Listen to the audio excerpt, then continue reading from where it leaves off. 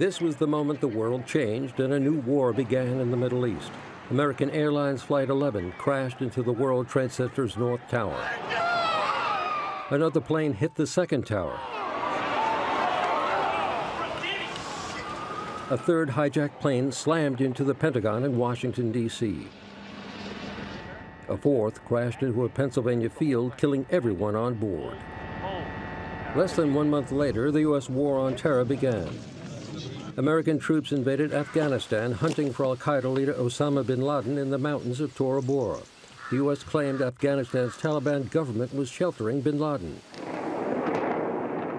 2 years later, the U.S. invaded Iraq, accusing the government of Saddam Hussein of producing weapons of mass destruction, or WMDs. However, inspectors never found any WMDs, and it turned out the intelligence information was false. When Saddam Hussein was toppled, the U.S. was left to rebuild a country destroyed by war and with no functioning government. What came next was a disaster. An insurgency plunged Iraq into a civil war.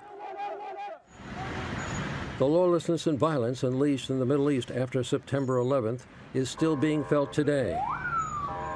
In Iraq, a group with its roots in al-Qaeda formed a terrorist group, Daesh, known in Western countries as ISIS.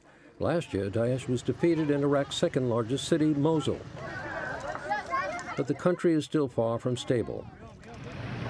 And in Afghanistan, there are no signs the war is ending.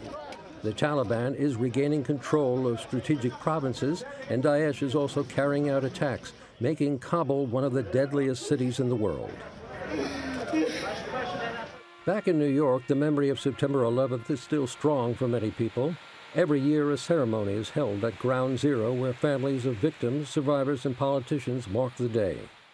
Here in New York, the names of those who died during the 9/11 attacks are inscribed around reflecting pools where the World Trade Center towers once stood.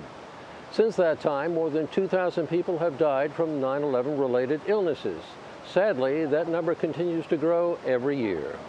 And it grows too in Afghanistan and Iraq, in Yemen, Syria, and Libya.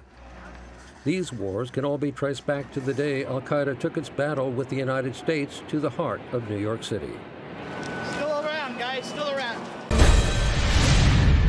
बाखबर बाशऊर Pakistan.